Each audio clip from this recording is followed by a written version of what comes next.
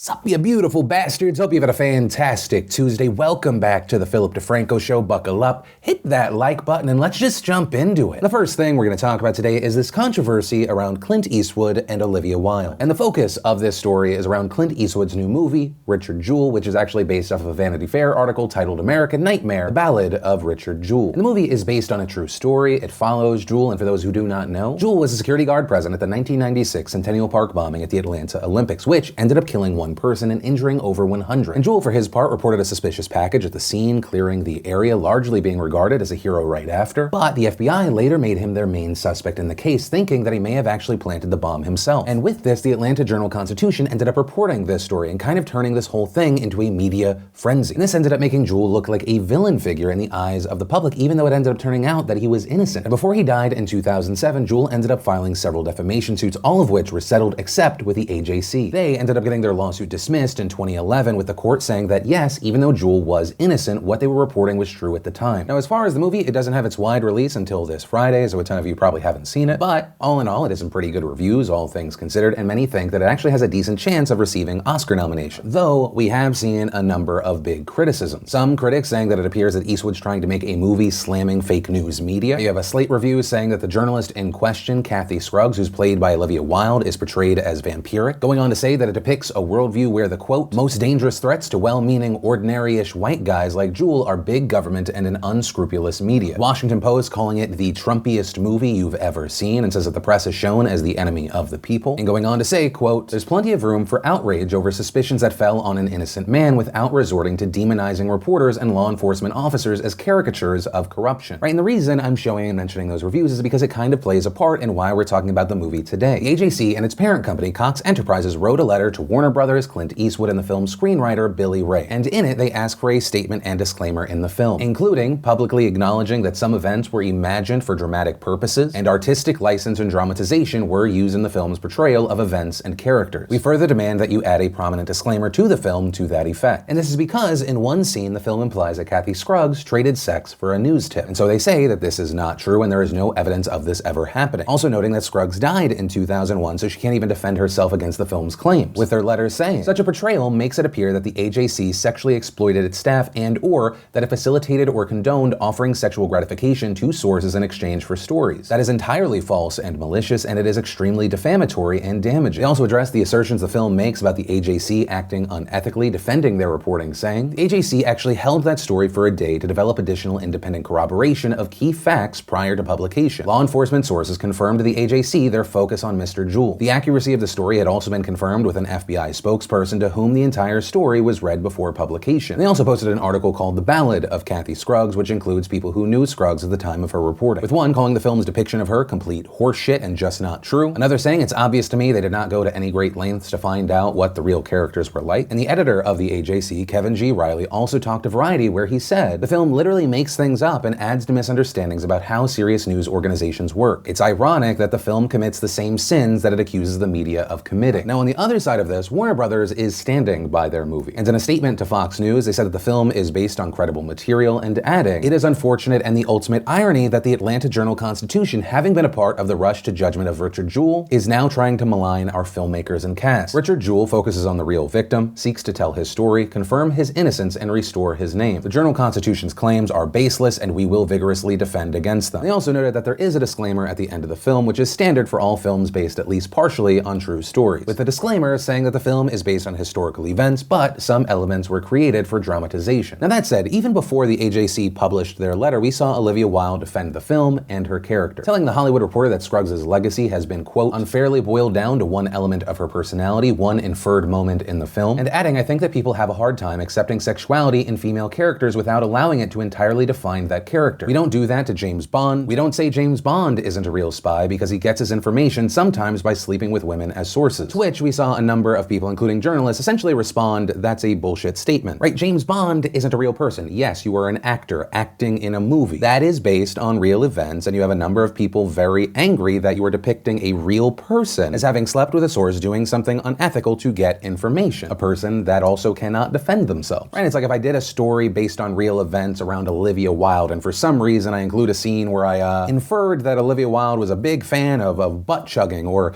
she slept with someone to get a role. Olivia Wilde, her friends, criticisms, her peers would likely be very offended, especially if the main argument is that it's not based on any real information. Now, as far as the other criticisms of how the media is portrayed in general, I'm gonna have to wait to actually see the movie to have an opinion on that, which I will say this controversy probably does nothing but help the movie. But with all of that said, based off of what we do know now, of course, I'd love to know your thoughts in those comments down below. Then, in quickie entertainment news, we need to talk about Nick Cannon and Eminem. And no, this is not a video from 2010. And in this story, you had Nick Cannon of Drumline and host of The Masked Singer fame deciding he was going to take a shot at Eminem, putting out a diss track on Eminem with such zingers as calling Eminem Elvis Pusley, seemingly taking a shot at him for adopting a daughter that is not his. And, quote, "I heard your chauffeur got a video of you sucking a cock." And ultimately, it was just kinda sad, really for two reasons. One, I feel like we all collectively learned that Nick Cannon doesn't have anyone in his life to tell him when he comes up with bad ideas, which also isn't the most surprising. I don't know if Nick Cannon's ever turned down an offer. And two, 85% of the internet collectively came together to say, that was trash. Like, at least with Rap Devil, right, Machine Gun Kelly, there was a debate. Debate on its own, comparatively, in my opinion, weaker to Kill Shot by Eminem. You know, in its own right, you could be like, I see the appeal. And I think a good example of like how poor of a job Nick Cannon did, when Eminem ended up responding with a throwaway tweet in just 14 minutes, that tweet had more likes than the damn official music video 5 hours after, and also still more likes than the official audio that was released on Nick Cannon's channel. And as far as those responses, one, Eminem tweeted, "You mad, bro? Stop lying on my dick. I never even had a chauffeur, you bougie fuck." Followed by, "I demand an apology, Nicholas. You've made my gardeners so jealous." And with all this happening, you saw the hashtag Rip Nick Cannon trending, 50 Cent responding, "I don't understand to save my life why someone would pick a fight with them. He is a different kind of animal." And adding, "Nick, that shit was trash. I ought to kick you in your ass when I see you, punk." And as far as what happens next, hey, while I and any other Eminem fan are like, yes, I would love to see another diss track from Eminem, you know, I end up thinking back to the lyrics in The Ringer. It ends up kind of being a lose-lose. Also, almost the entirety of the internet was clowning on Nick Cannon before Eminem even responded with throwaway tweets. This feels like Nick Cannon wants it too much, but that's the story, my opinion. Of course, I'd love to know your thoughts. But from that, I want to share some stuff I love today in Awesome, brought to you by Squarespace. Whether you need a domain, a website, an online store, or whatever, make it with Squarespace. Squarespace empowers people to create their online web presence or launch their passion project. From entrepreneurs and small business owners to photographers, restaurant owners, bloggers, musicians, actors, fashion designers, and so much more, they all trust and use Squarespace for their website needs. And their reasoning is simple. Creating a beautiful website with Squarespace's all-in-one platform has never been so simple. It's extremely intuitive and easy to use. There's nothing to install, patch, or upgrade ever. From websites and online stores to marketing tools and analytics, Squarespace is the place to build a beautiful online presence and run your business. You also don't have to go it alone thanks to their personalized support from their award-winning customer care team. Email or live chat, whatever you need, they're available 24/7 to help out. And so, if you want to make the smart move like many from the nation already have, go ahead and start your free trial today over at squarespace.com/Phil, and then make sure you enter an offer code Phil to get 10% off your first purchase. And the first bit of awesome today is perfect if you're looking for more news after today's show, with the Rogue Rocket team doing a deep dive on how police deal with protests and riots all over the world. Then we had Sheryl Crow on NPR Music Tiny Desk Concert. Wired gave us an architect explaining how 3D printed homes on Mars and Earth could work. We got the Red Band trailer for The Grudge. First We Feast gave us another episode of Gochi Gang, which I loved, although I do have a Raina Scully bias. We had Ninja collabing with Bon Appetit. And if you want to see the full versions of everything I just shared, the secret link of the day, really anything at all, links as always are in the description down below. And then, of course, you're seeing the news today around President Trump. And while this first part will not be the focus, it would be odd if we did not mention or include it. The House has officially announced 2 articles of impeachment against President Trump. The articles will now go to the Judiciary Committee for debate and approval before being sent to the House floor for a full vote. And if approved, they will be sent to the Senate for the trial portion, which would likely be set in January. And there, with a Republican-controlled Senate, unless something crazy happened, that's probably where this would end. Now, as far as the articles in question, notably, this did not include a mention of obstruction of justice from the Mueller report, but today we did see Representative Jerry Nadler, the chair of the House Judiciary Committee, make the announcement. The first article is for abuse of power. It is an impeachable offense for the president to exercise the powers of his public office to obtain an improper personal benefit while ignoring or injuring the national interest. That is exactly what President Trump did when he solicited and pressured Ukraine to interfere in our 2020 presidential election. And when he was caught, when the House investigated and opened an impeachment inquiry, President Trump engaged in unprecedented, categorical, and indiscriminate defiance of the impeachment inquiry. This gives rise to the second article of impeachment for obstruction of Congress. And there, the obstruction of Congress is also somewhat connected to one of the heavy criticisms from Republicans. We've seen some from the Republican side saying that Democrats are moving forward too fast with the impeachment process and that they should wait to collect more evidence from material witnesses and relevant documents. But there, we've seen people like Representative Adam Schiff, the chair of the House Intelligence Committee, explaining that the Democrats have tried to get those witnesses and documents, but they were unable to because the Trump administration blocked subpoenaed witnesses from testifying and refused to hand over documents. And going on to say that going through the legal process of trying to get those witnesses and documents would take months, if not years. The argument, why don't you just wait, amounts to this. Why don't you just let him cheat in one more election? Right, and so for the most part today, I think all these other places are going to be running, understandably, with the two articles of impeachment. But today, for the final story, I really wanted to focus on the Justice Department Inspector General. There's a lot about this story online that I've seen misrepresented, whether it be from regular people or politicians or news outlets. And so yeah, let's talk about that. So the Office of Inspector General released a report called Review of 4 FISA Applications and Other Aspects of the FBI's Crossfire Hurricane Investigation. It is 476 pages. I will link to the whole document down below. 99.9% of people that know about the document will not read it, so let's try and talk about it. Right, in more plain terms, the real focus of this were what are the origins of the 2016 Russia probe. We've seen Trump and his allies claiming a number of things. They made accusations that the FBI opened cases into Trump campaign officials because of political bias or improper motivation. However, the Inspector General concluded that it was not influenced by political bias or improper motivation. This regarding George Papadopoulos, Carter Page, Paul Manafort, and Michael Flynn, although, as Axios pointed out, the Inspector General said that there were significant inaccuracies and omissions in the surveillance applications used for Page. And adding, had FBI officials notified Justice Department leadership of certain relevant information, the Inspector General said it may have undercut the claim supporting probable cause in Page's application. Also in the past, we've seen Trump and his allies claiming that the Steele dossier, right, that controversial thing, that was the reason that the FBI opened its investigation. Turns out the Inspector General determined that the dossier didn't actually play a role in the FBI's opening of the investigation, but as reports pointed out, it did play a, quote, central and essential role in FBI lawyers' decision to support the Page surveillance request, with the Inspector General essentially concluding that the FBI didn't do a good enough job ensuring that Steele's information was accurate. And if you haven't noticed the trend at this point, I'll make it abundantly clear. A lot of this boils down to no purposeful wrongdoing was found based off of political bias or anything like that,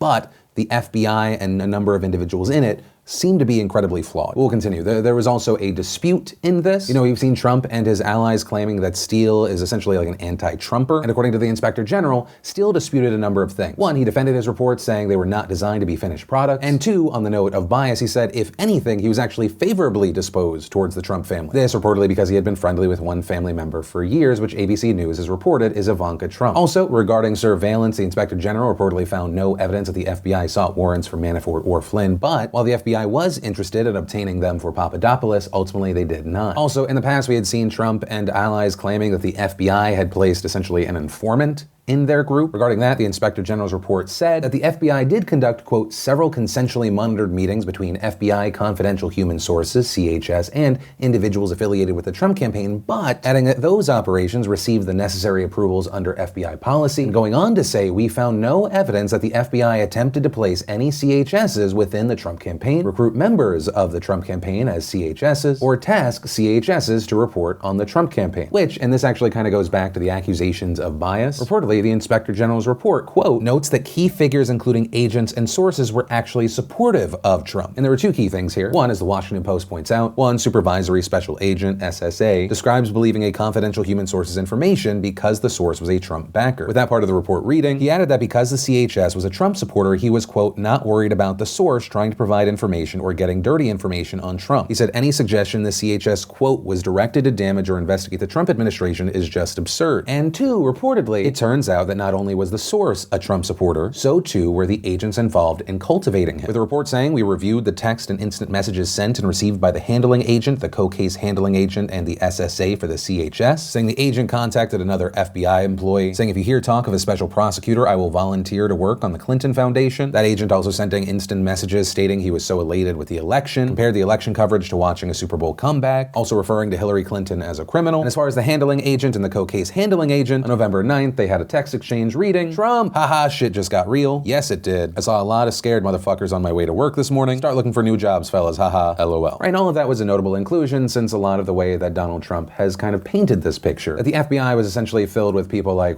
Peter Strzok, a former senior counterintelligence officer, and Lisa Page, a former FBI attorney, who have messaged negative things about Trump, although notably, they were found to not have acted out of bias, nor did they unduly influence the beginning of this investigation. Now, with all of that said, this situation is not completely over. And I mean that because, one, reportedly there's an unnamed FBI lawyer who is currently under investigation mentioned in the report. This reportedly because he doctored an email that he sent to a supervisory FBI agent as they tried to determine whether they needed to inform a special court overseeing surveillance warrants that Page had been a U.S. government source in the past. So reportedly the report notes the information was not included in their surveillance warrant applications, but it could have been exculpatory because some of Page's past contacts with Russians were approved by the U.S. government. And two, because after this Inspector General report came out, we saw Attorney General William Barr disagree, calling the Russia investigation completely baseless, saying he doesn't agree that there was sufficient predication to open this counterintelligence investigation into the Trump campaign. And notably here, we also heard from U.S. Attorney John Durham. He was appointed by Barr to conduct a parallel investigation, and he released a statement saying he disagreed with some of the findings from this Inspector General report, saying our investigation is not limited to developing information from within component parts of the Justice Department. Based on the evidence collected to date, and while our investigation is ongoing, last month we advised the Inspector General that we do not agree with some of the report's conclusions as to predication and how the FBI case was opened. Right, so likely what we're going to see from a number of people who are not happy with this report is people saying, well, let's wait for that one. Though I do want to note here, connected to Barr, who you've maybe seen headlines, has said it's possible agents acted in bad faith in Trump probe. Following Barr's comments, we saw a report is that a group of attorneys from the conservative group Checks and Balances have slammed Attorney General William Barr, with Donald Iyer, a former Deputy Attorney General, former Deputy Solicitor General, and former U.S. Attorney, saying Bill Barr has grossly mischaracterized and subverted the findings of the IG investigation report addressing the FBI investigation into Russian interference in our 2016 election, with former Associate Deputy Attorney General Jonathan Rose saying the Attorney General has returned to his playbook of distortion and obfuscation in a transparent effort to undermine the IG's meticulous, fact-based conclusions. Also, another part of this story, and it's a notable reaction and update, involves current FBI Director Christopher Wray, who notably was nominated by President Trump after he got rid of Comey. And Wray, while noting that a number of the things in this report are unacceptable, right, the report lays out what they call 17 significant inaccuracies and omissions. He went on to say it's important that the Inspector General found that in this particular instance, the investigation was opened with appropriate predication and authorization, which it appeared that Donald Trump was not a fan of because this morning he tweeted, I don't know what report current director of the FBI Christopher Wray was reading, but it sure wasn't the one given to me. With that kind of attitude, he will never be able to fix the FBI, which is badly broken despite having some of the greatest men and women working there. And following that, you had a number of people really focusing on him saying current. You know, Wray was appointed to a 10-year term, but technically the president could get rid of him, though a number of experts say there is political risk there, so would he do it? Honestly, who knows? But yeah, with all of that said, hopefully it gives you a better understanding of just the weird, all over the place mess regarding the story. And of course, with this one, I would love to know your thoughts in those comments down below. And that is where I'm going to end today's show. And hey, if you like jumping into the news with me, make sure you hit that like button. Also, if you're new here, definitely hit that subscribe button, tap that bell to turn on notifications so you don't miss these daily weekday videos. Also, if you're looking for more to watch after this video, you can check out our brand new deep dive, or maybe just missed the last Philip DeFranco show you want to catch up. You can click or tap right there to watch either of those. But with that said, of course, as always, my name's Philip DeFranco. You've just been filled in. I love yo faces, and I'll see you tomorrow.